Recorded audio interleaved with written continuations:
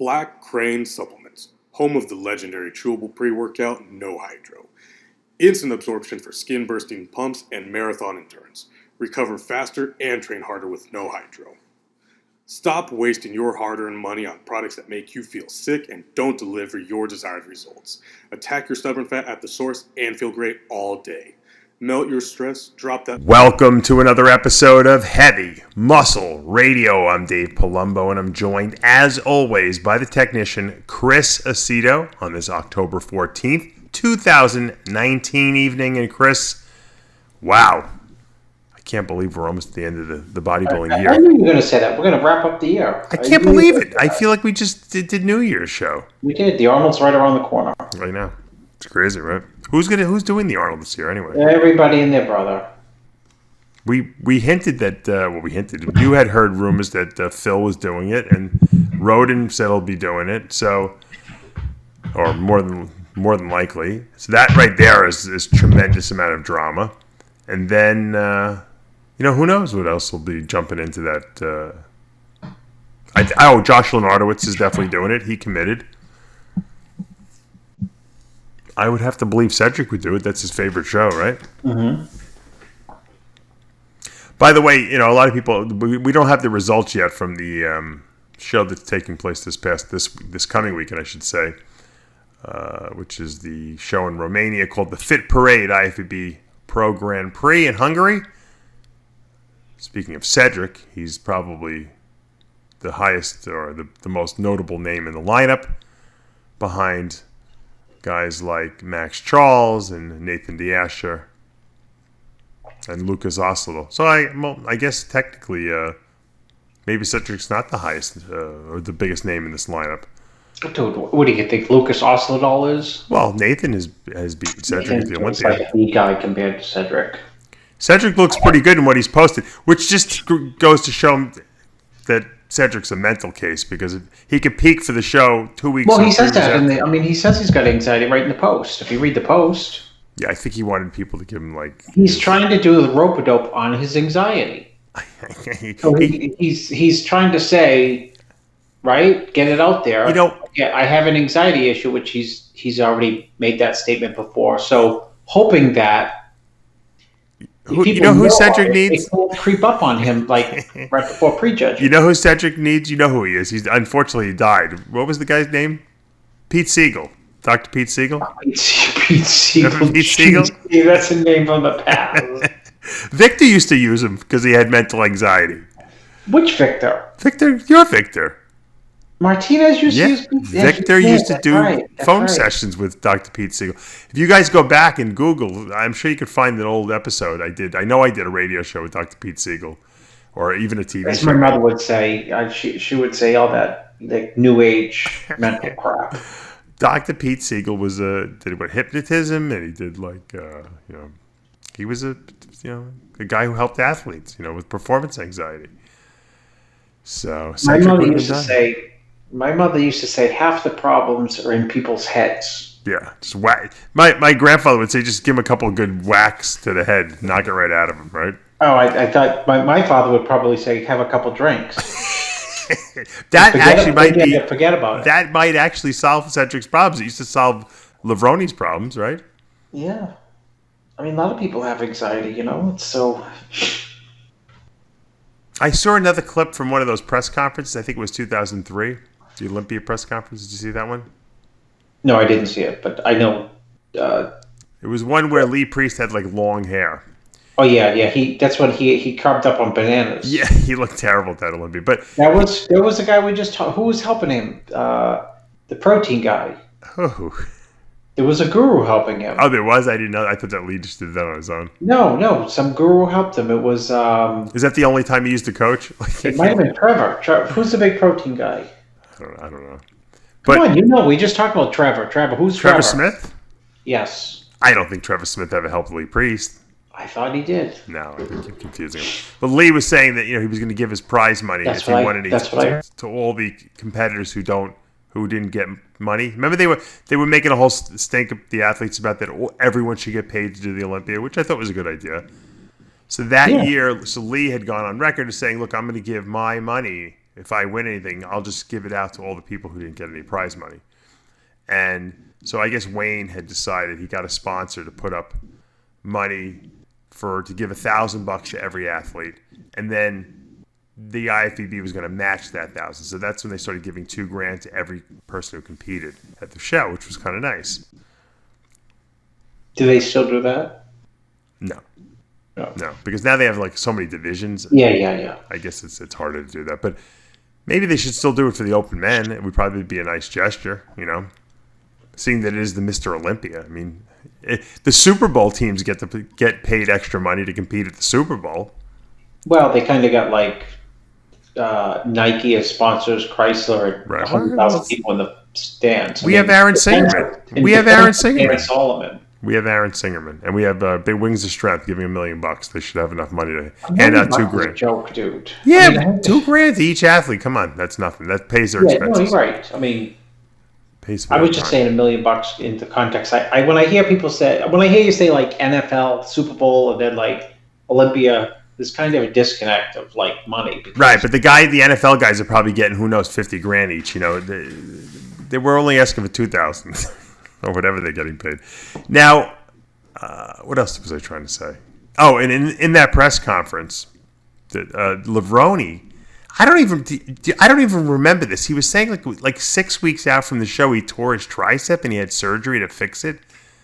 They used some kind of mesh, and he didn't know if he was going to make it, but he competed anyway. Did you know he tore his tricep? 6 weeks out and had surgery. I don't remember him in the show. That was his last one, I think, right? 03? Yeah, might have been. Only Levrone could tear his tricep 6 weeks out, get surgery on it, and compete. Right? Who else could do that? Well, what type of surgery was it, I guess? He said they put some kind of mesh in it, and they pulled the tendon down. I don't know. Usually that's like a 6-month recovery. He did it in 6 weeks. Oh, unless I misheard, I'm just listening to the. What's he up to, Levrone? I don't know. He's making money in Europe. He's got his company. Look, when I went to Dubai last year, Levrone knows every single distributor in the Middle East, Europe. His company is doing. I don't know if he owns all of the company or most of it. I don't know what the deal is, but he told me he's doing very well over there. So that comeback he did was a great marketing tool for him. It really was. Smart. You know who called me after we would? I wasn't talking about it. But I had Tamer El Gundi on the show during the week, and he's telling me he's doing this Masters USA Championships. It's kind of like the Masters Nationals, only they're calling it the Masters USA, and it's at the end of the year in California on the West Coast. And I thought it's a great idea. I said, Tamer, are you going to do a pro show, like one of these Masters pro shows that like Gary does with the North American? He's like, yeah, it's in the works. I said, you know what? Come to think of it, since you're the producer of the Olympia, right? He runs the Olympia show. Why don't they give you the Masters Olympia to do at the end of the year? That would be brilliant, wouldn't it? I said, first of all, you'd have the whole Olympia lineup. Everyone's over 40 anyway. You could have an over 50 class. You could have over 60 class. You could even do an over 70. I said, you could have Stallone versus Arnold or something like that on stage. And what did he say? And he's like, it's a possibility. I said, come on, man. Now that we have normal people running things, between Dan and you, let's get the Masters Olympia title back. That was a great title. It was a great show. I guarantee we'd get Vince Taylor out of retirement. Yeah, but that's what people could really care less. They don't even I think they do care. Don't you want to see Samir on stage with Vince Taylor? I don't want to see anyone who used to be good look old. I do. I want to see them look old. I want to. You can. Don't you remember how much fun we had at the Masters Olympia the last one we went to when that nutcase Jarko was holding it down in Miami? Yeah, but that was like that was not even Masters. It was like Dexter and Freeman and Troy. But there was an older class. They had like a 50 and over 2 there. It was fun. Who was competing? If you remember, who did we see for the last time? But he did his last interview with me. What Mr. Olympia? Do you remember? Larry Scott. Larry Scott, the first Mr. Olympia. That's right. It was a very good interview, actually. Yeah, and I think he was suffering from a little dementia at the time too, and he was still good. You should repost that. I should. I have to. I'm just reminding myself. He had a blue blazer on. You're right. Good memory. See, maybe we're not losing our memories after all.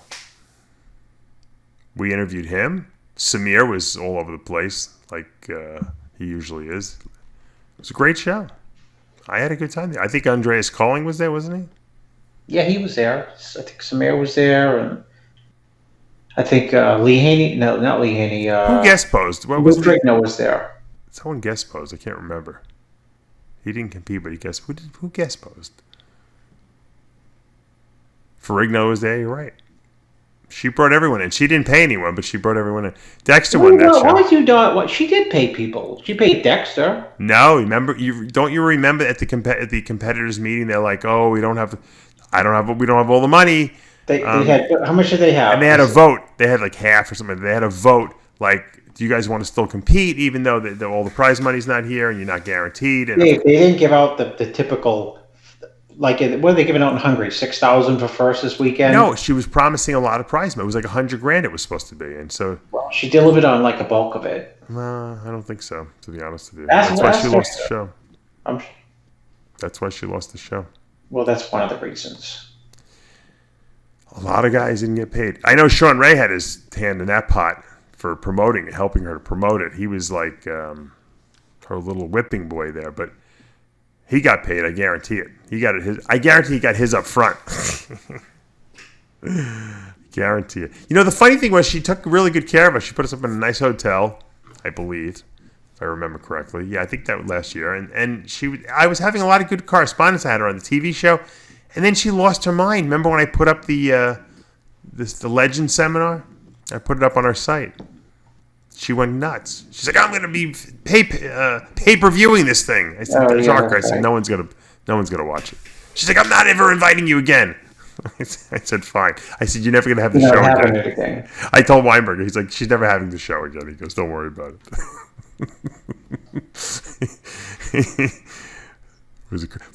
But I had a good time there, and I even got choked out in the parking lot. If you remember that show. Oh yeah, I saw it. But that's when you had the one knee.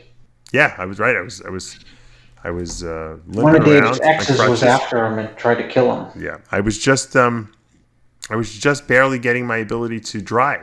Matter of fact, I was supposed to be driven from Fort Lauderdale down to Miami, and my ride we got into an argument, didn't show up. So I had to, for the very first time, luckily, I don't even know how I did it. I had to like twist my leg into the car, basically, because it wasn't bending yet. I was still in the process of trying to stretch it out again, and so I hadn't driven, but I got there. I made it, and I always have a good time. And I stayed at your condo, right? Yeah, stayed there. Yeah, it was fun. So they got to bring back the Masters Olympia, and so Vince Taylor called me up the other day. Oh, he did. He called me up. He said, "You know, I was listening to your show, and I said, man, I got to make something happen." So. He's like, "I'm thinking about it. I'm thinking about it." He goes, "I'm thinking about it." I said, "Vince, over 60, man. Who's going to beat you?" He said, "Got to see if the body could respond again, man. Got to see. Now's the time." I said, "What, regular show? He could do a regular show for sure." He wants to do the Masters Olympia. If they bring the title back, he would do it. He said, next year. So now Now I have to start a whole campaign to try to get this thing back because Vince wants to do it now. Vince is willing to come on the show every week. And Tony Freeman could do it. There you go. Tony Freeman, right? I think Vince has got the greatest. We talked about this before. Vince has got the greatest genetics of all time. I agree. He better than Levroni. He'll come back with legs. He'll come back with glutes, hams. And he can't even train. You know why he can do it? Because he doesn't need to train heavy to get the muscle back. Whereas most guys, some people shouldn't train heavy. I'm convinced. Yeah. But I'm just saying, he could go and do like 10-pound dumbbell curls and he'll have 20-inch arms again, you know? Yeah. I think, in retrospect, people like Dillette, if they trained heavy, would probably be smaller. Because their bodies probably couldn't recover from it. Or they would be ridiculous looking. I don't think so. I don't think the heavy, even though it's, quote, science. Someone asked me about science today. I said, I don't believe in any science when it comes to training and nutrition. So... I mean, I think you can, on paper, yeah, you're supposed to have progressive overload, but that's a crock of shit. Yeah, I think, but Chris, for 98% of the people, I think that's I know. I think for the 2% genetically gifted that just have to somehow touch the muscle, like micro stimulate it, and they grow, like Vince, they're lucky. But even Levrone, showed that he couldn't train his legs and get those legs back up to size. But I think when Vince made that comeback in his 50s, he had good legs. His legs were good. Yeah, I mean they weren't his best body part, but they were certainly shredded, and they were big. They weren't like small. Well, they were never huge, but they were always good enough. Yeah. I mean, you don't need bridge-worn legs to be competitive. No, he always had the separation in his legs too, that's all he needed. Yeah. All you need is super deep lines. It's crazy. So. Let's see if they bring back the Masters Olympia. That would be great. Wouldn't it be great, though, if you saw, like, Arnold competing against, like I said, like a Stallone or something like that? Or I'd hate to see these guys, like... I'd love it. It would be great. It would be they would definitely put that on TV. They would definitely put it on TV. Be like a black eye. It would be funny, but it would be great. It would be amazing. It would be like WWE, Come on, man. We need a little life in the sport. It would be phenomenal to see Arnold go on stage. Even if they didn't really compete, if they just were hitting some poses and did like an exhibition or something. How about this? Let's just get Stallone to show up at the Olympia. That's good enough. There you go. Just sit in the audience. Let's get like Arnold. Let's not overreact. Arnold, Ralph Moeller, because you got to get his buddies in there. Who else does he hang out with? Eddie Giuliani.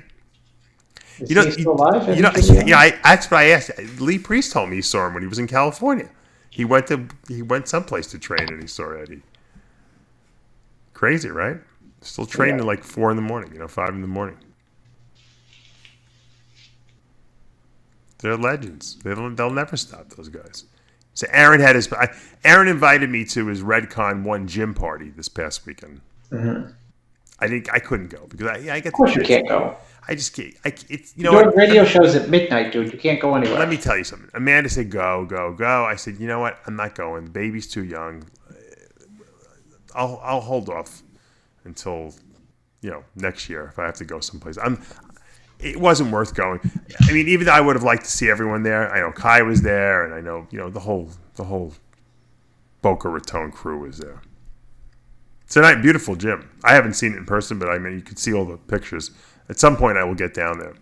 He actually inherited. Someone gave him the gym, believe it or not, because it was being mismanaged, and they were spending way too much money. And Aaron just, I guess, sat down, crunched the numbers, and realized that he eliminated all the waste that was going on, that he could make a profit on it, especially since he got it for nothing, I think, or something like that. And then he put some money into it, fixed it up, and bought some new equipment.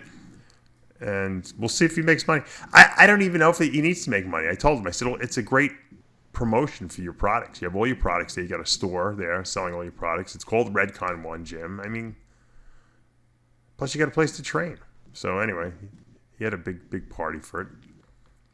And I'd rather go when no one else is there anyway. Because then it's too much going on there. I'm too distracted. I can't get what I need to get done. But a lot of people were there. Mel was there. My friend Mike Popkin was there. He was like, "Why didn't you come?" I said, "Mike, come on. I have kids. Your kids are grown. What do you know?" Yeah, so you've got an anchor around you. That's why when you said you're going to be late starting the show, I said, "Of course you're going to be late." I was at. I went to the. I guess my Amanda's cousins has 6 kids, so those are Logan's cousins. And we went to see them play soccer. One of them had a soccer game today. Now I haven't been to a soccer field, mind you, since probably when I was 16, maybe. And I was playing soccer my whole life. And until you were 16? I played till 18, all through high school too. I stopped the last year because my last senior year I actually had appendicitis in the summer right before that season, and they wouldn't let me play because I couldn't do anything contact. I was kind of over it anyway by then, and I was into running, so I was running is no contact sport, so I could do that. So I go back to the soccer field, and I'm starting to get all my soccer things coming back in my head. I'm like starting to say, maybe I should, because he's telling me, they don't have enough coaches. I'm like, what if I coach the team and I could put like species on all the uniforms? Because, they have, it's like baseball. They have like sponsors on every shirts, all the kids' shirts.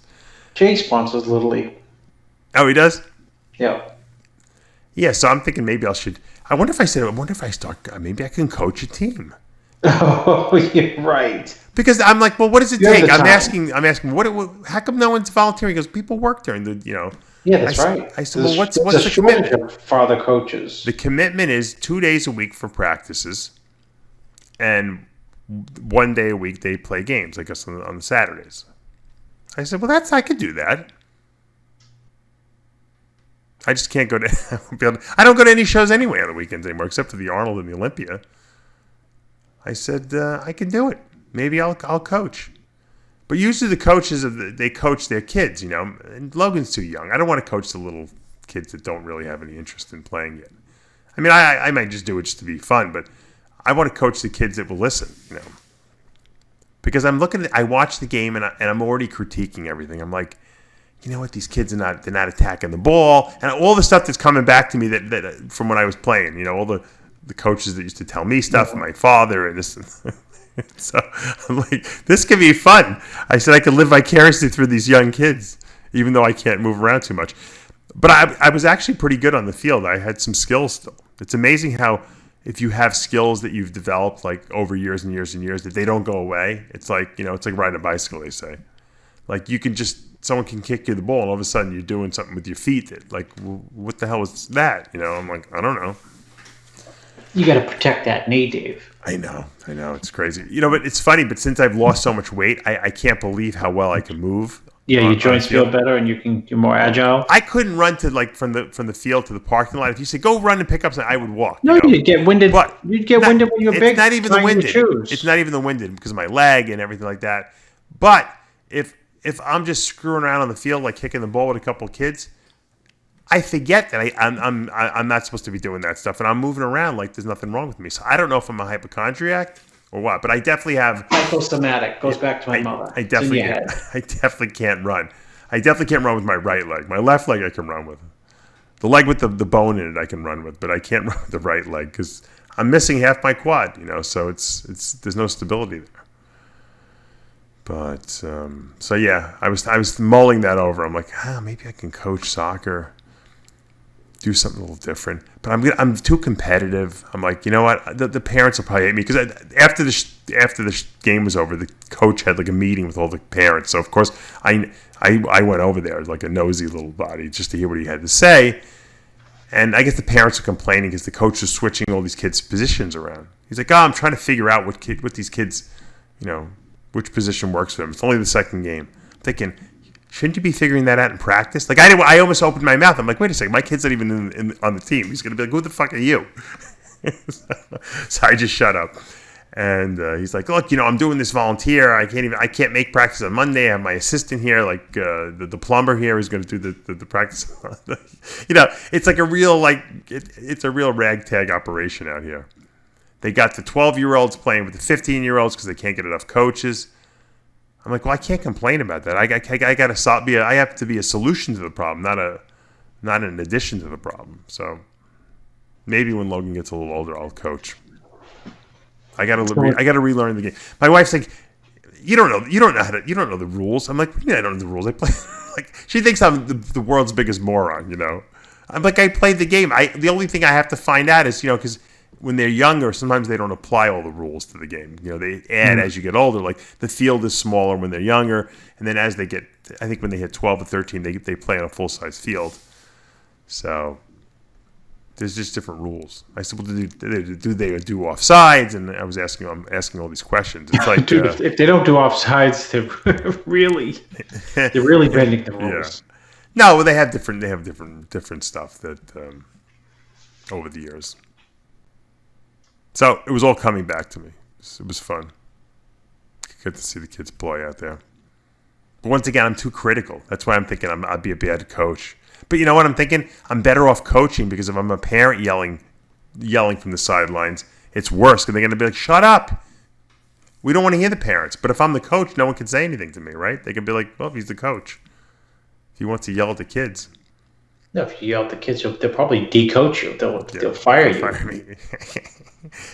What I thought was funny, he's like, the coach is like, I'm going to make these kids run Monday morning. And then he's like, is that okay with all you parents? I'm like thinking, I'm not asking the parents. They can do what they want. I know a coach who got in trouble for telling a girl recently that she's wondering why she's much slower this year in swimming than last year. What do you say, you're too fat? Well, she gained 30 pounds, and he said, well, you're too fat. And he almost lost his job. Yeah, That's a I true wouldn't. story. I wouldn't put the girls down. I wouldn't put people down. No, well, she asked him, why am I slower this year? And he said, well, you're too fat this year. Right. Yeah, I mean, he could have said, you gained some weight. It's going to slow You you get to the bodybuilding, you just hold water, dear. I would have been like, is Milos got you on the insulin again? Does Milos have you on that insulin? That must be the problem. So Cedric's going against this guy. Who's he going against? He's going against Max Charles, Lucas Osladel, Daniel Toth coming back. I don't know where he's been. He was a promising guy a couple of years back. Remember we saw him at, I think it was the Orlando Europa show. Yeah, it was. We were very impressed with him there, and then he disappeared. I think he maybe had an injury. No, he's competed. He's been in shows. He hasn't just done well. Huh? He's got a gut. Oh, he's got a gut. And if Cedric doesn't win this show, I don't know who's good. I mean, his stock is gonna go way, way into the toilet. He'll win. Nathan Diesch obviously is trying to redeem his fact that he didn't do the Olympia, so I'm sure he's going to be coming in at he's his been best. flat all year, so Yeah. And then they got a pro bikini division as well. So I guess this would be considered part of the European tour, right? I don't know why they held it so late. They should have had it like last week or the week before that, but 3 weeks later, it's weird that it's that long, right? it's weird that like I guys can't hold like on 3 weeks. they're giving away almost $25,000 in prize money. Yeah, 15,000 goes to Stallone. Stallone. Showing up in the audience. Parents' fee. You're funny. Very funny. Very, very, very funny. All right, let's talk about something that I had this guy on the show this past week. His name is Jim what is his last name? Tamagini. Nice Italian boy. And he grew up with, he's a little older than Paul DeMayo and Mike Matarazzo. And first of all, the way he came in contact with me, I actually know Jim. I met him 10 years ago. He came out to my house with this girl he was dating. I was doing her diet. I didn't even know. He introduced me. But I forgot about the fact that I actually met him before. But that's why he looked familiar to me. But he had contacted Guru Amin Alai. And Amin and I had done a show on ibogaine and had to get off using ibogaine, which is kind of like a hallucinogenic like type of drug, to get off of prescription meds or opiates basically. Supposedly cleans your receptors and it helps you get off the drug and stay off. And it really worked well for Amin, and he did a show with me and talked about it. So this guy had seen the show, and I guess he was doing heroin, and he's a former like really good lawyer, and I don't know if he got disbarred, but he just had enough of living the drug style lifestyle, and he contacted Amin, and Amin helped him get off the drugs, and he wanted to come on the show and talk about it. But he happens to have been the guy, or probably one of the guys, but he says he's the guy who brought Paul DeMayo and Mike Matarazzo and got them into bodybuilding. And the way he met Paul was that I guess his aunt or something like that was a teacher at the school, and he would go down there and work out at the school. He was a little older, than the high school kids. And Paul was a football player at the time. He said his legs were huge even then. And I guess he was, he would sit and bullshit with the football players and stuff like that. And he was like, why don't you should be bodybuilding. You should be working out. And Paul didn't know anything about that because Paul didn't like dieting or anything like that. And I guess he got him into the gym and they started training together. And he said Paul was an instant, like he fell in love with it, instantly. Matarazzo, he said he met at a boxing gym in town, in that Boston area. And that he saw, how big Mike's calves were, and He said they were ridiculous even back then. And Mike also didn't really want to, he didn't want to do the dieting thing, but they, these guys, as soon as they started training, they just had genetic gifts, for bodybuilding. And then, he went on to talk about him and Paul were friends for a very long time. And I guess after Paul had gone to jail for shooting the gun at his girlfriend, remember that story? Yeah. Paul claims he shot the gun in the air to just scare her. But she claims that he shot the gun at her. Now, I don't know what he didn't hit her. But I guess Massachusetts has very, very strict gun laws because of the Kennedys. The Kennedys are from there, and obviously we know that they were, killed with guns. So very strict gun laws. So it's 2 years mandatory or something like that. Jail time on a gun charge like that, especially on an attempted murder. So he got 2 years. Got out. Started doing oxys and Percocets, and you know what happens. Those things get too expensive. You go to heroin. This guy, Jim, was snorting the heroin. He wasn't shooting it. He said Paul was shooting it. And supposedly, and this was I didn't know this was coming on the show, this blockbuster revelation, but evidently, according to this guy, Paul robbed a woman, an older woman, for her OxyContins.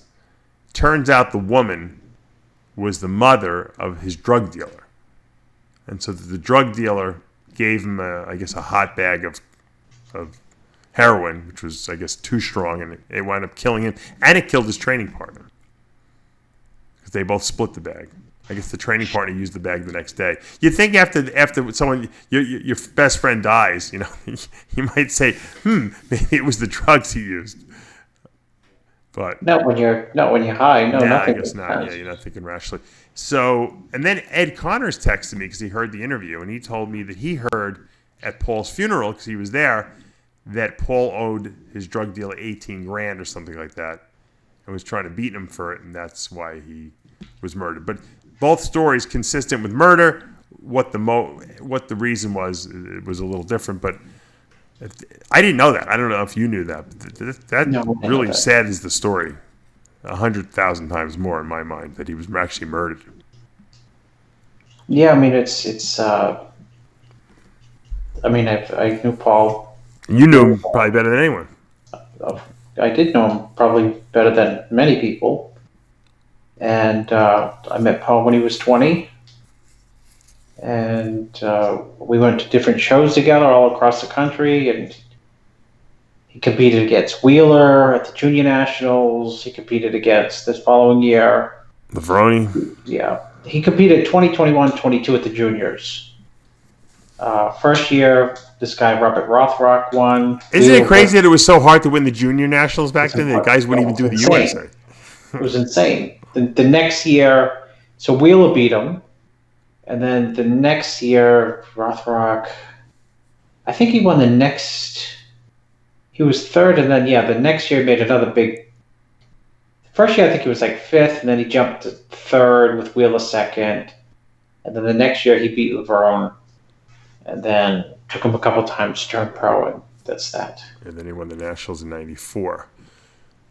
But that was after he had dropped off the map, right? Didn't Connolly kind of bring him back when he hired him for Metrics? No, he didn't drop off the map. He was 91. He was third at the Nationals. He beat second was Wheeler. First was Lavrone. Coleman was fifth. Right, but then what happened? Because he didn't he take? No, did he miss 93? The next year he lost his marbles. Oh, okay. And worked with Joe McNeil, which was supposed to be the guru of gurus, and I worked with Mike Francois, so Mike ended up beating Paul, and then the following year I worked with Paul again for the Nationals, and I think Don Long was second, Titus third. Right, 94. Or Titus second. Now, was it true? Was it true? Because according to it was, I guess, I don't know. If he was using the perks that year. That was the first year. Yeah. Well, he said that, but Paul was not. Oh, the guy Jim said that Paul was not that tight after prejudging or at prejudging, and then. I mean, there's always wrong, dude. And then he came back tighter or something like that for the night show. Right, like Titus was going to beat him. God. I hear those stories, though, and it's kind of so sad. So sad. How was it? How was the prejudging? No, he said like that a dominant show for Paul because he was like. I thought so. I was there. He was ridiculously massive, and he was huge. hard enough for that size to make people like 80'S look like a child. But he was tighter, I believe, at night, if I remember. Yeah, correctly. he was. Would you slip him a few extra diazides? No, nothing. There was no. He didn't use much diuretics for that show. But I remember after the prejudging, he was looking for a perk because I didn't know what a perk was. Because it's the oddest sounding, isn't it the oddest sounding word when you don't even know what it is? No, I know. A perk. And okay, Dave, what do you think I thought it was? You probably thought it was like a caffeine pill or something like that. Yeah, perk you up. Yeah. I thought, okay, he's tired, so he's asking around people, you got a perk, got a perk, got a perk. Unbelievable that he was that addicted. Crazy. He was, and he actually had a legitimate injury, right? He tore his calf muscle. You're 100% right. That's how it all started. I saw him 6 weeks before the Nationals at my friend Vinny Hensick's store opening. He came with Connolly to do a seminar. Who told you he had the torn calf? He told me he tore his calf, and he told me me he did tear his calf. I know he told me. He told me because he looked great 6 weeks out, and he was on this. And I said, "Don't worry, you're doing the show no matter what." He said he was on the seated calf machine, and somehow his foot slipped off the pad forward or something like that, and it ripped his. It's so funny. He told you that? He told me that. Yeah. I completely forgot 100%. And he told me, he goes, "I'm taking these things the doctor gave me, these pills. They call Percocets. They're great." He goes. I mean, think of it. They should be sued for just making the name Percocet. Percocets, like. Yeah. That was when he first. That when he was first started them. I don't think he had ever used them. Percocets. Yeah, it's weird how I remember that. Matter of fact, they were booked for 2 seminars. That it was 6 weeks out from the Nationals. Paul came with Connolly. Connolly did a seminar at my friend's store. And then, I don't know if it was later that day or the next day, he did one at Jerry Scalisi's gym, Deer Park Golds. And I went to both of them. Just because I was so crazy into bodybuilding at the time, and I wanted to hear Connolly. Connolly was so complex in the way he gave a seminar. I had to hear it twice, Disaster. You still can't figure out what he's saying. And I actually think I trained with Paul at Deer Park Who's harder Golds. to understand, Scott Connolly or Kai Green? Kai. Because Connolly is actually making sense. You just have to understand the vocabulary of what he's saying. So if you slow him down a little, or if you have a better understanding, Kai, I don't know what he's saying. You need like Aristotle to kind of to analyze. You need a Kythosaurus. It's like a thesaurus, but it's like a. So DeMaio came down to do a couple seminars with. So he can't. Yeah, he really wasn't. He talked a little bit, but he was basically telling us he's doing the Nationals, and that was the first year I actually went and saw a national level show. I remember it was in Orlando, and I flew down there with whatever the girl I was dating at the time, and with a couple friends. We had never gone to any national event. It was great. It was like I was like, and it was just men's and women's bodybuilding. It wasn't like one of these all-encompassing, overwhelming weekends. It was fun. We actually got to do stuff. We went to restaurants and we saw stuff. And the show was like 2.5 hours for prejudging, 2.5 hours for the night show, and that was it. It was like a really enjoyable weekend, and it was. I remember it. I remember every class. I remember it like it was yesterday because back then you remembered all the classes. I remember Willie Stalling. Derek Whitsitt, who had beaten me earlier that year at the Junior USA, dropped down from heavyweight to light heavyweight, and he won the light heavyweight class. DeMaio won the heavyweights, obviously, beating Don and 80'S. According to Amin, 80'S found out after prejudging that there was no way he was going to win because for whatever reason. So because he was too small. I could have told him that. So he went and ate 2 pizza pies and drank 2 gallons of Coke or something like that. And so that's why he was all bloated at the night show, according to Amin. Craig Licker won the middleweights. You remember that? Oh yeah, he looked tremendous. And it's a funny thing. I wound up becoming Craig Licker used to hang around DeMaio, and that was part of the. Yeah, they're part of the Boston group. The funny thing was, I didn't know Craig at all, and I became really good friends with Craig, and I did his diet for many years after that, and I'm actually friends with him to this day. So it's kind of weird that that he was in that show. Yeah, he looked tremendous for that show. Yeah, he beat. Remember, if you remember, in the middleweights, the favorites were, because Vinny Galante, I think, had won the USA, and then they had Jose Figueroa, who'd been runner-up like 40 times in a row, and then Craig came out of nowhere and won that Nationals. I think he had won the USA just prior to that, or something like that. It's funny, Dave. People say Hassan Mustafa looks like DeMaio. Yeah, he does. If you sit with him, if you know Paul's mannerisms, he's got the mannerisms down too. It's bizarre. Really? Oh, it's ridiculous. Maybe it was like a Heaven Can Wait like scenario. Maybe Yeah, what a great movie. maybe Paul left his body too quickly. One of my all-time favorite movies. They had to put him back in another body. So they put him into Hassan Mustafa's body. Maybe they could put Kai into like. Maybe that's why Hassan Mustafa felt compelled to come work with you, because it's really Paul. It's bizarre. We got to take him to Kai's hypnotist and have him take him to what's Paul's favorite place? The roast beef place in Boston. I forget the name, but people listening from Boston definitely know it. It's an Irish place, roast beef. It's right down there. It's right down the block from. I used to go there all the time. It's right down the block from that where the show is always, right, where Jimmy Dakotas hold that show all the time. Yeah. I used to meet him there at the roast beef place. Seems like yesterday. I used to meet him there with like my mother and stuff. Is that really? You'd bring your mother with you? I don't know. She'd drive me to college, and I'd like stop and look at Paul at let me Google it. Roast beef, Route 1. It's driving me crazy. And I'd meet him at the roast beef place. That's really like funny. My mother would be driving me to college, and she's like, "I got to stop and see Paul at the."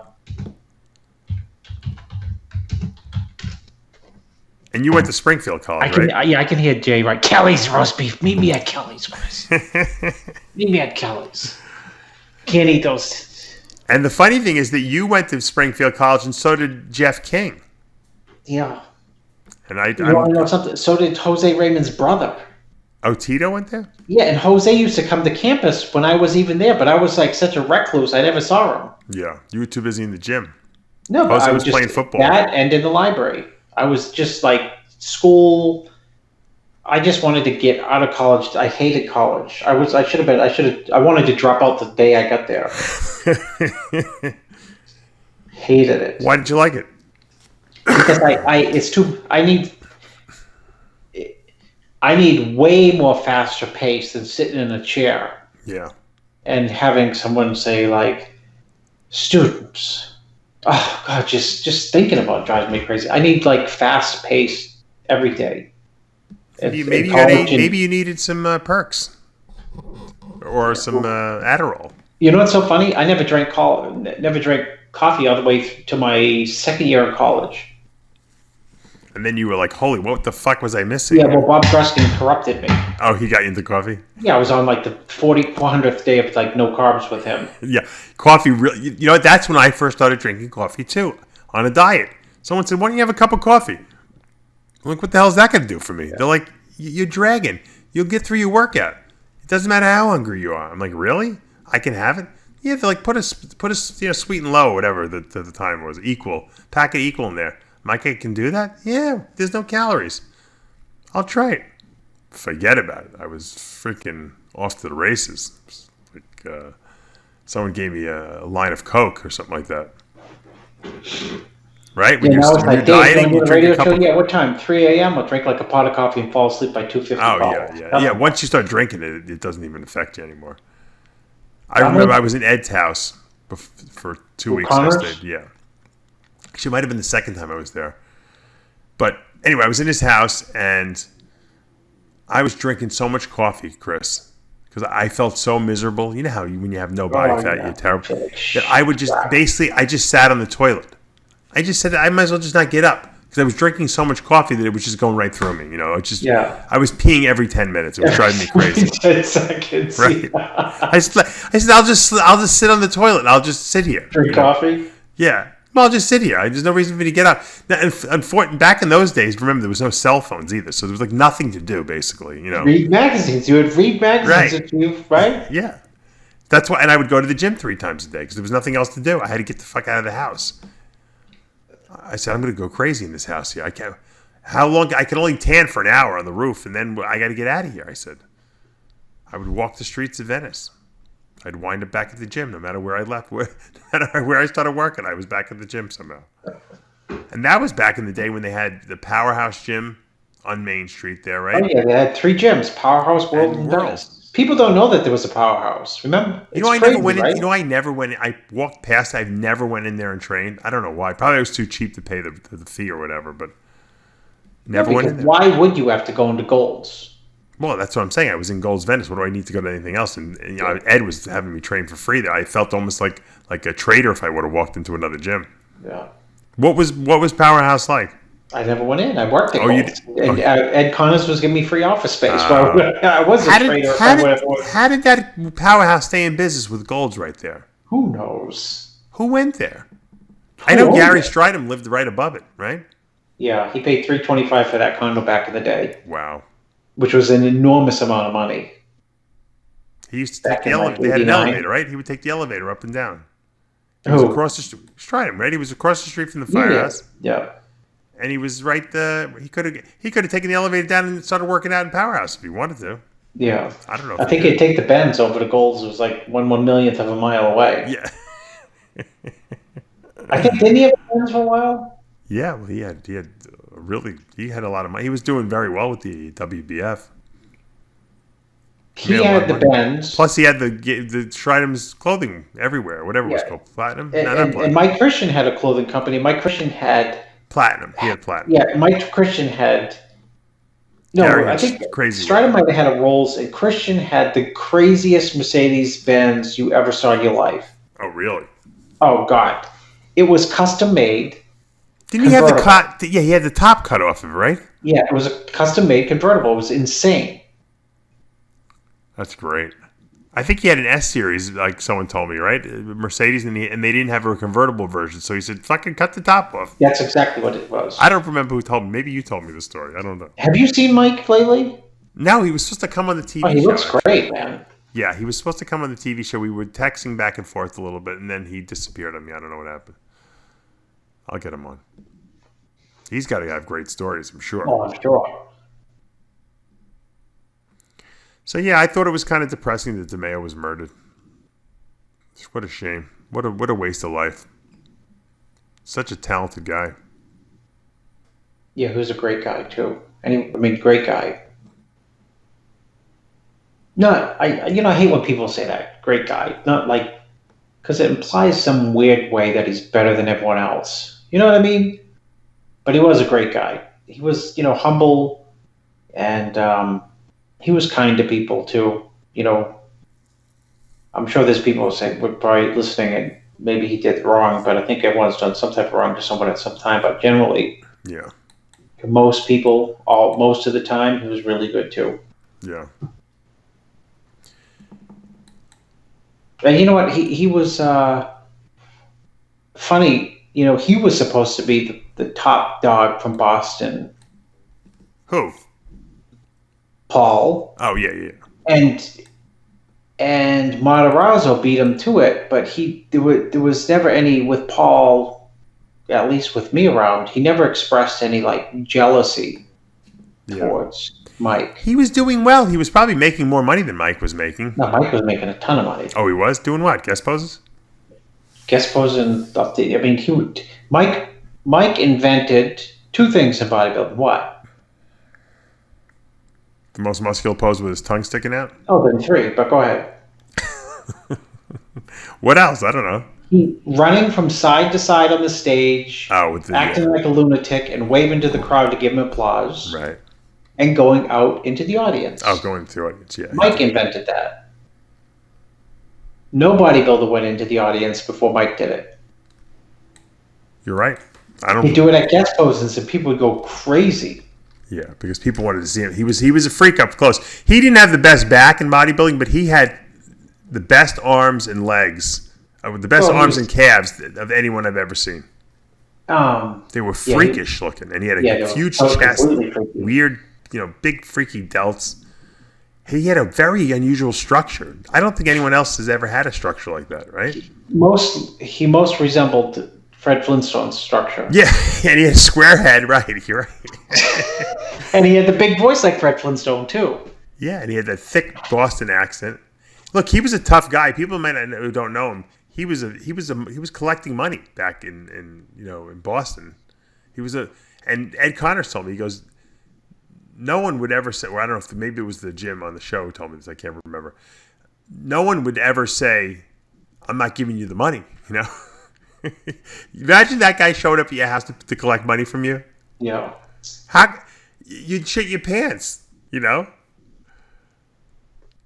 he had a nasty side about him. I heard, my friend told me he was dating, remember Sandy Riddell? Yeah, he was for a long time. Right? Who was I think she had placed second behind, was it Corey or what's Sandy's claim to fame? 90. See if you can remember what happened to her in the 90. She came in second at one Olympia. I remember that she probably, people thought she should have won, and then she never really did anything after that. But and then what happened the next year? Is that the one where she got did she get calf implants or something like that? Yeah, and then after prejudging, they pulled her out of the show. Yeah, she dropped out mysteriously. Calf injury. Yeah, supposedly her and Mike were notorious for screaming and arguing at each other, right?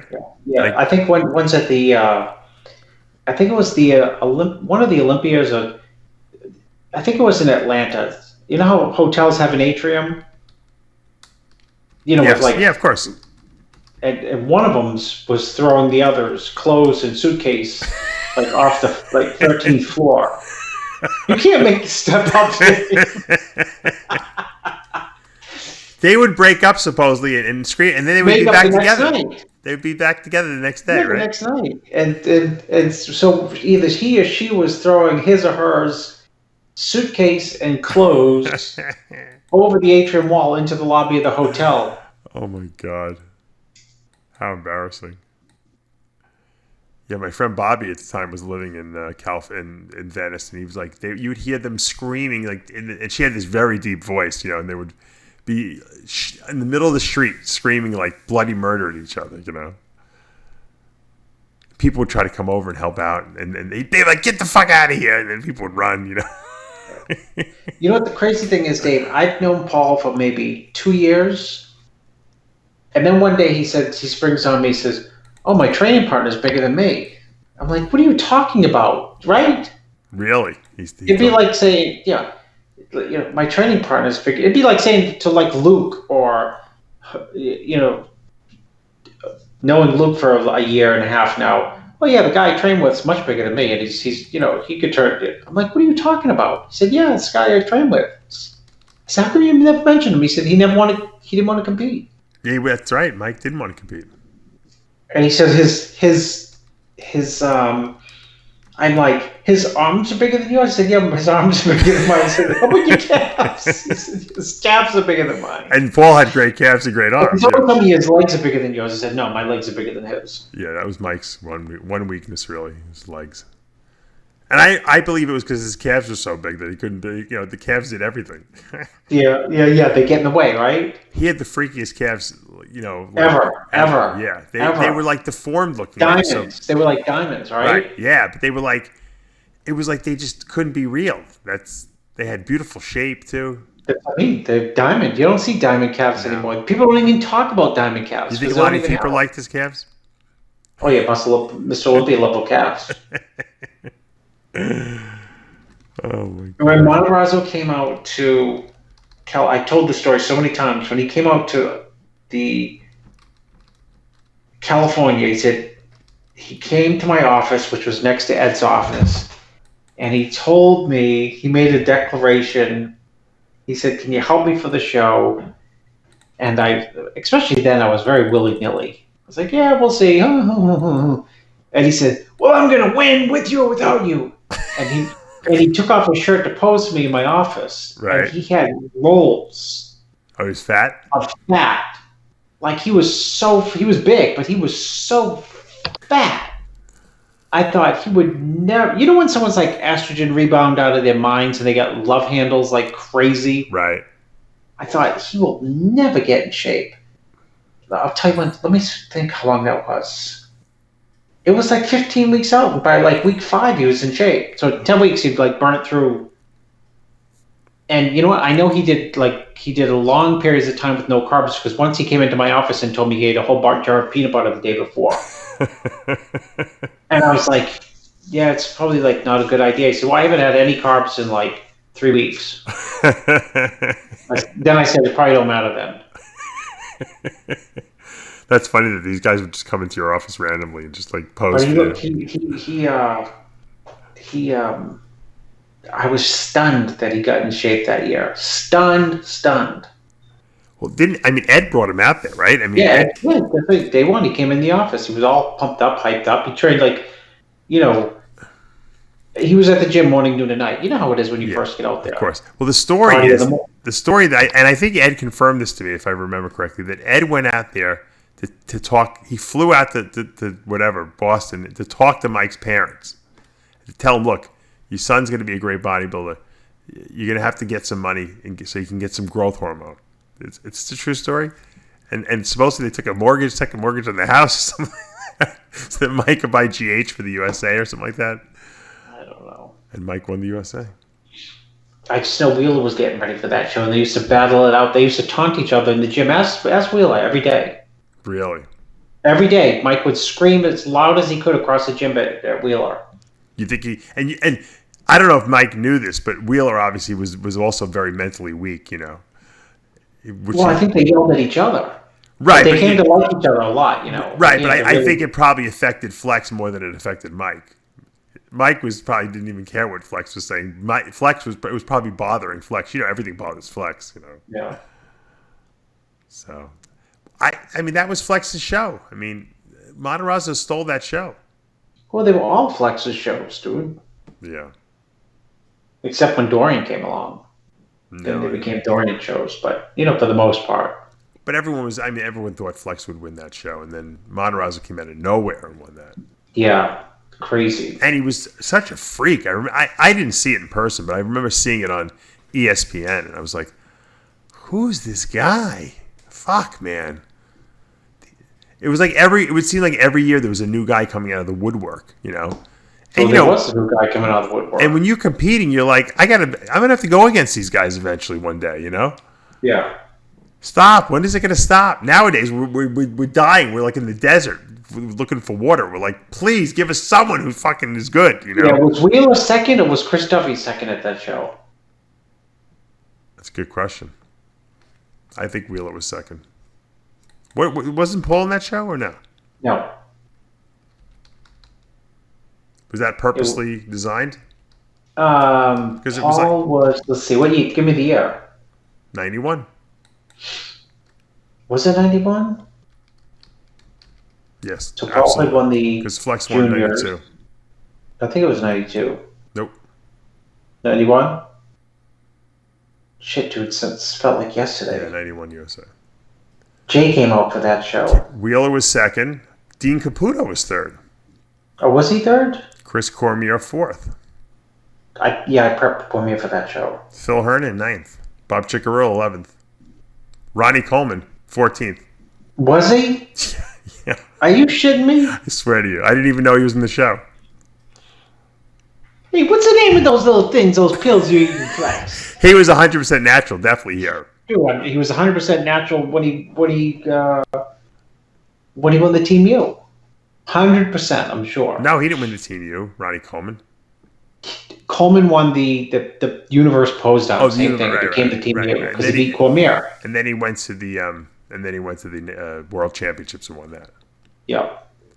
The question is, who won the light heavyweight class at the 91 USA? Was it Bo Matlock? Yes, it was. Wow.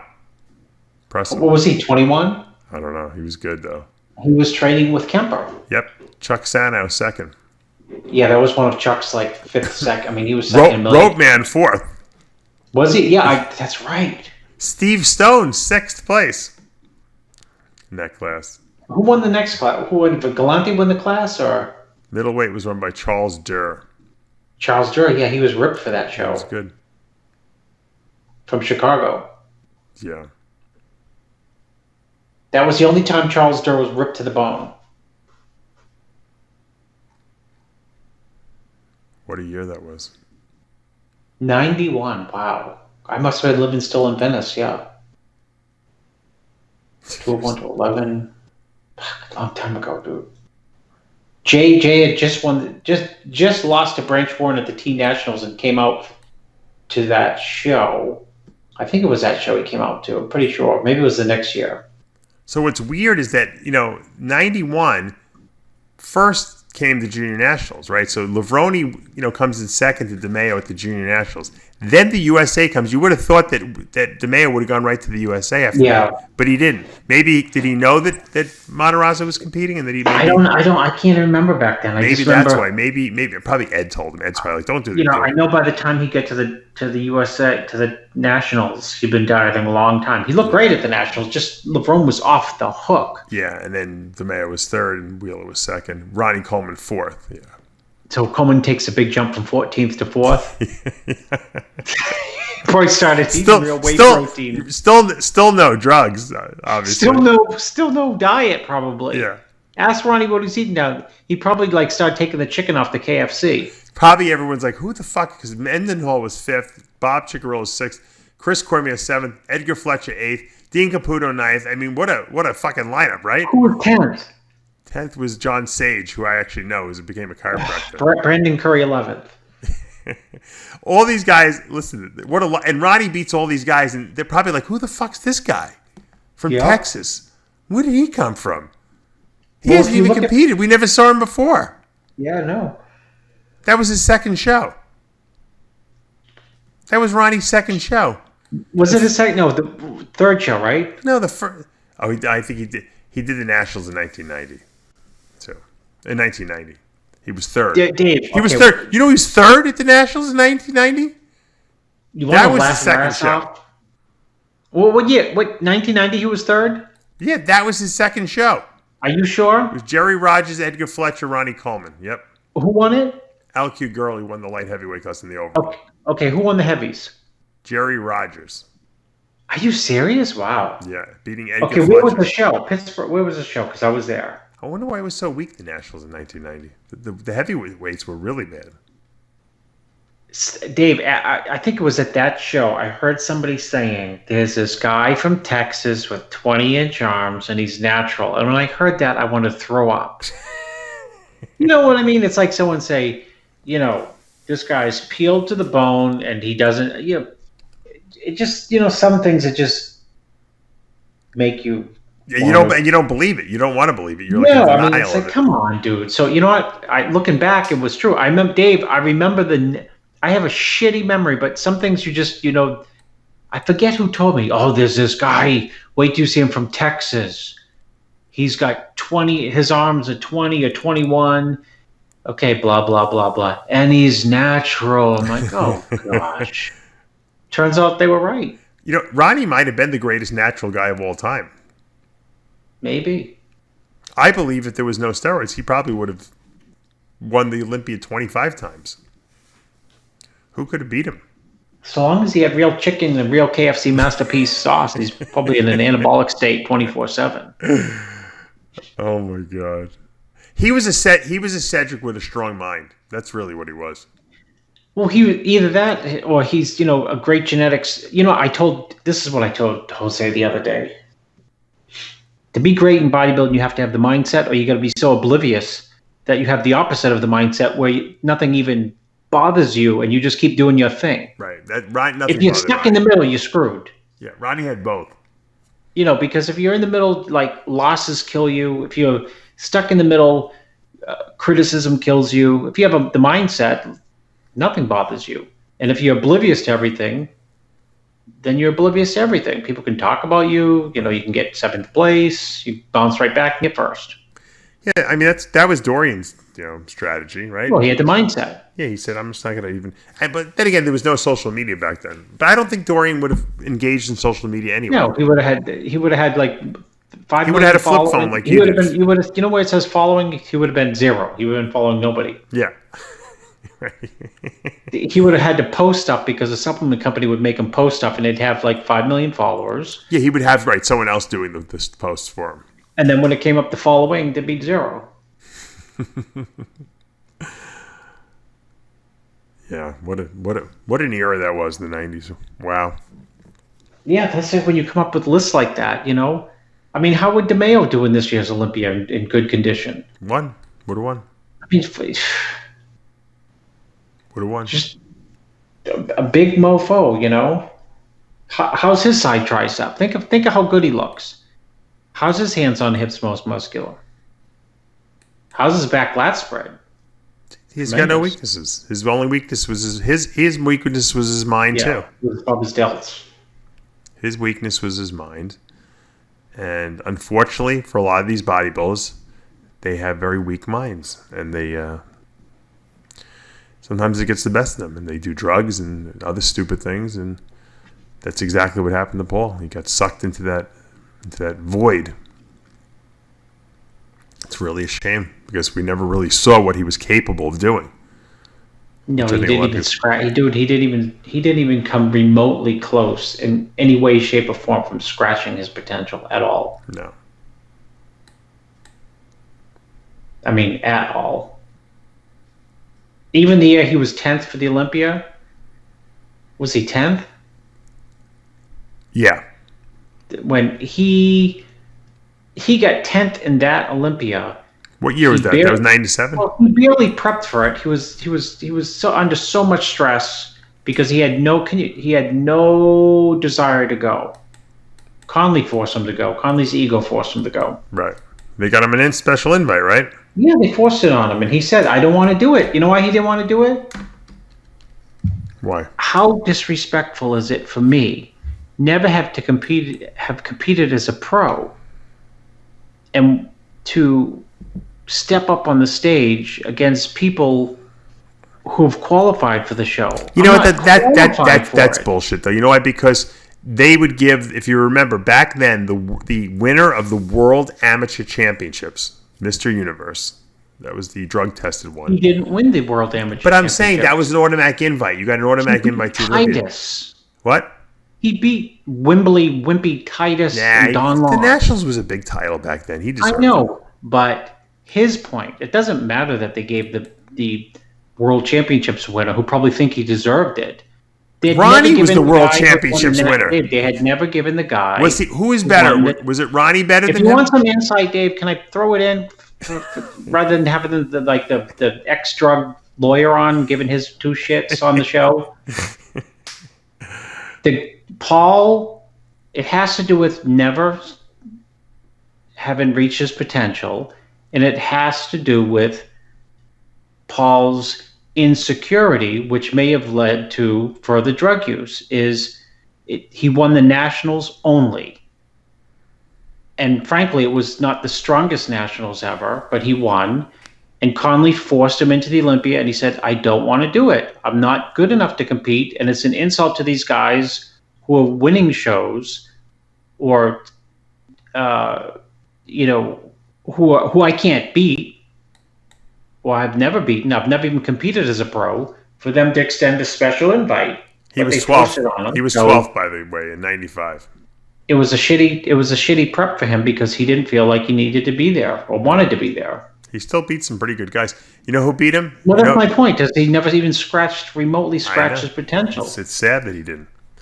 How do you think he would have done at that show had he been at his best? Oh shit! Easy top. I mean, if you get 10th with a bullshit prep. Ronnie Coleman, by the way, beat him. He was 11th. Ronnie was 11th at that show. It was Dorian, Kevin, Nasser, Sean, Ray, Vince Taylor, Chris Cormier, Mike Francois, Flex Wheel. That was the year he what happened? He got something happened to him. I don't remember what. Aaron Baker, Charles Claremont, Ronnie Coleman, Paul DeMayo. Yeah, I mean, he would have been a couple places higher, 2 or 3 max. Yeah. Could he have beaten Francois? No. He probably would have beaten a shitty Flex Wheel that year. He probably would have been 8th. No. He was big. I remember. He just wasn't. He wasn't in shape. Flex? No, Paul. No. Flex wasn't in shape either. No, what happened to him? Was that the year he got? That wasn't the Ninja year. The Ninja year he didn't compete, right? No, that year he was just too heavy. He was like tons and tons of water. But what did he do? What happened to him? What was the excuse that year? Didn't he hurt himself? Oh, he hurt his neck. He got into the car accident, right? Was that year? It must have been. Give me the year and I'll tell you. 95. Maybe it could have been. Yeah, That was, I think he had the neck brace. He hurt himself. Look, you know what the truth is? He could have killed himself in that car crash. He crashed that Mercedes going 100 and something miles an hour. Yeah. No, he demolished it. It was a beautiful car too, unfortunately. Flex likes his cars. He likes to drive fast. He had bad luck like that though. He did some kooky stuff. Him and Levrone had some bad luck during their careers too. But they both came back from it and won a lot of shows after that. So that to me is the sign of a champion.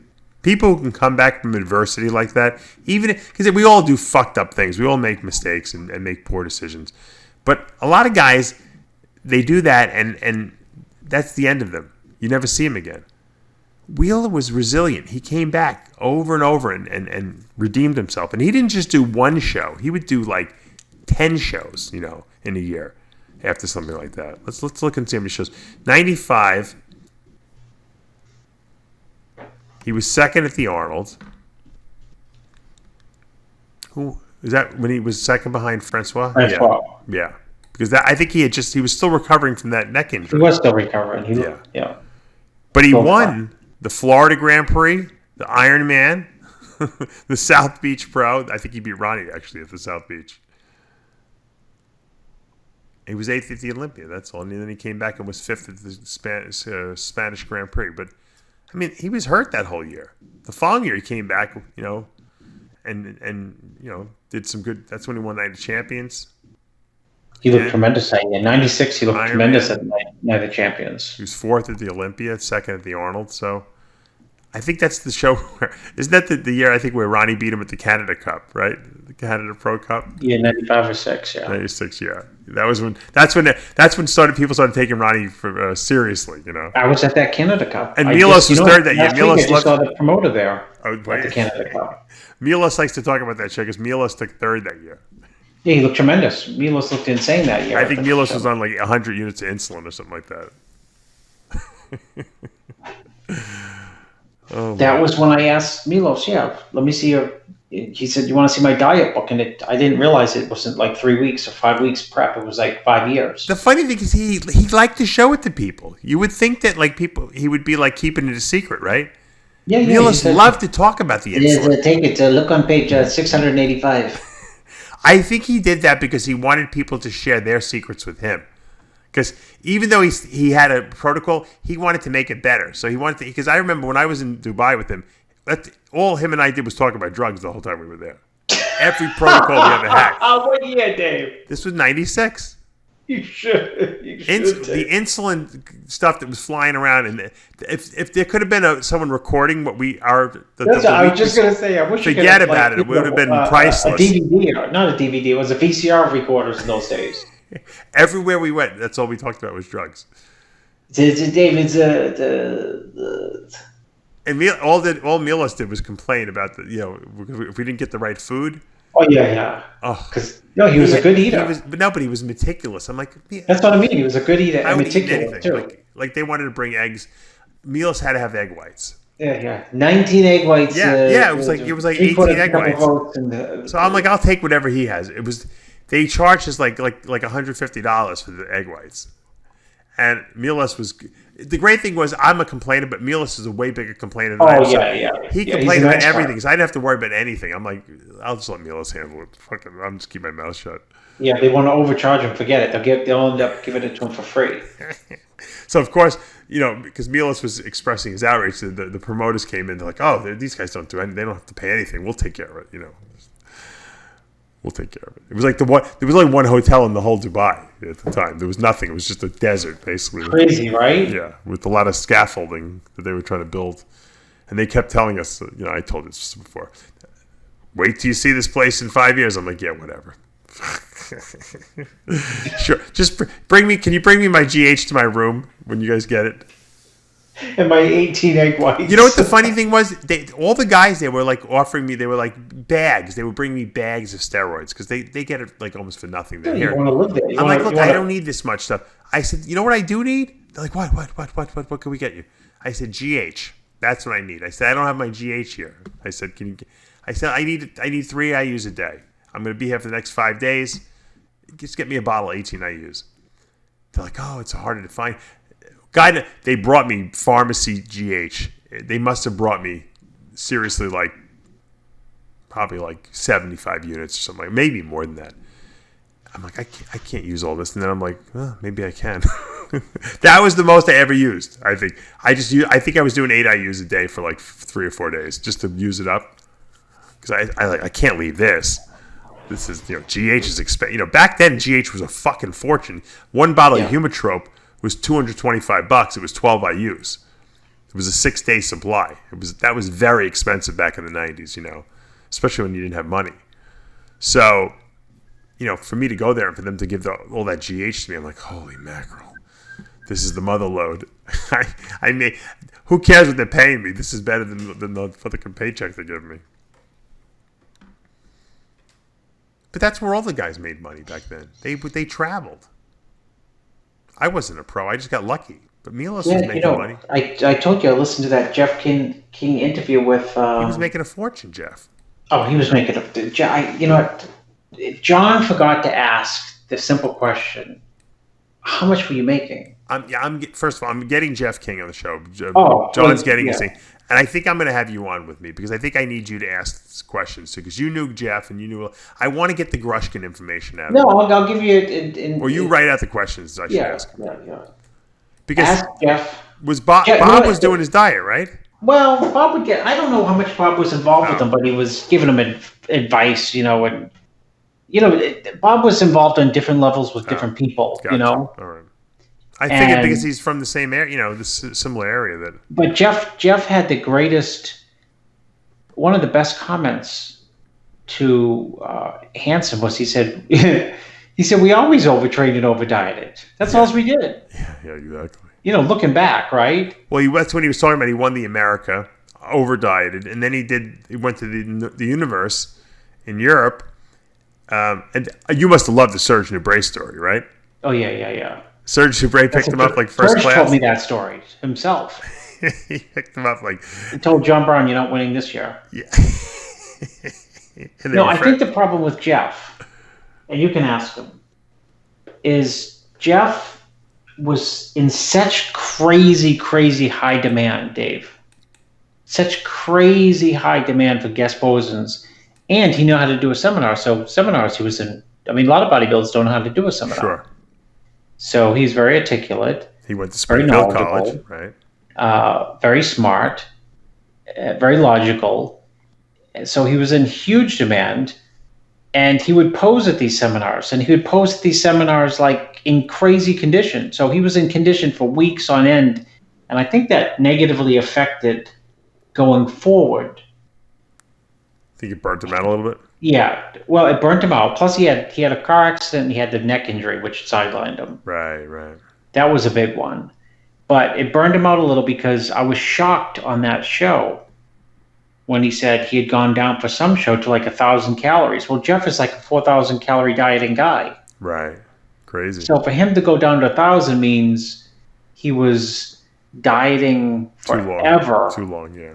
When he was doing these nonstop guest poses. Well, he said, right, he went there with his girlfriend or his wife. I don't remember what he said. And she'd want it. Serge is like, we could go to hook up a tour for you to see the Eiffel Tower and all this. And Jeff's like, just drive by it. We got to go to the gym, Yeah, typical, right? Yeah, I'm here to train. I'm here to work, honey.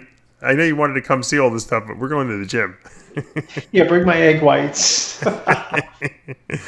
He probably burnt himself out because he definitely had to have stopped in the prime of his career. I don't know why.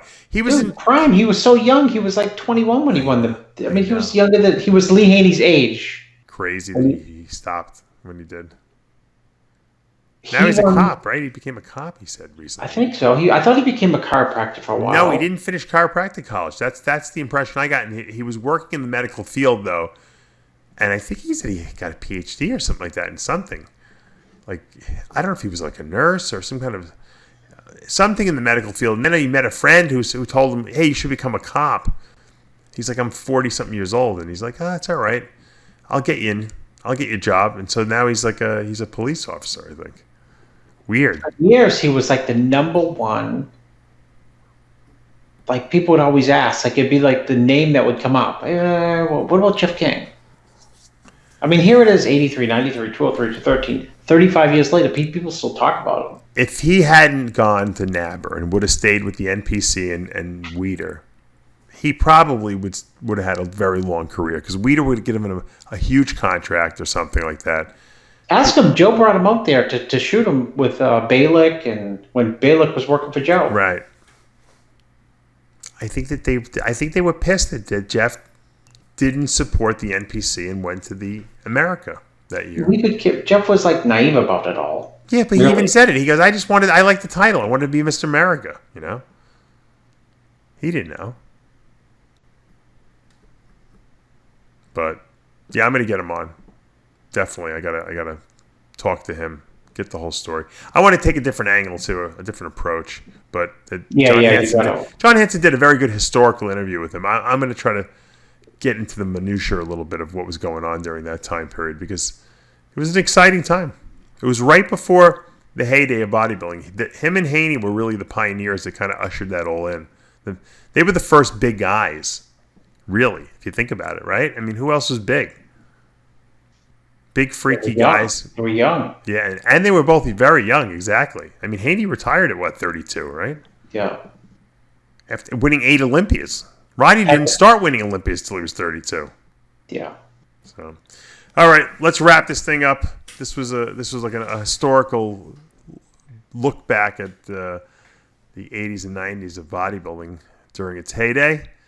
Hopefully you guys enjoyed that. And that revelation about Paul DeMayo is still bothering me, but shit happens. You know, I still think Rich Piano was murdered, so there's a lot of conspiracies out there. You never know. And we'll have I'll do a wrap up tomorrow of the upcoming show Cedricson. What is that? The Romania Pro? Hungarian Pro. Hungary Pro. There is a Romania Pro. What is that? The one that Regan is doing? The end of the month. Yeah. All right. That's it, guys. Until next week, remember, with Heavy Muscle Radio, the truth hurts. And guys, if you haven't signed up for the Secrets to Becoming a Diet Guru seminar, which is going to be taking place in Cape Coral, Florida, down here at my place on October 26th on Saturday, get over to DavePalumbo.com now and sign up. We still have 3 spots left. Guys, it's going to fill up fast. This is one of the more popular times of the year. People come out here and take the course, so don't forget that. We'll see you next week.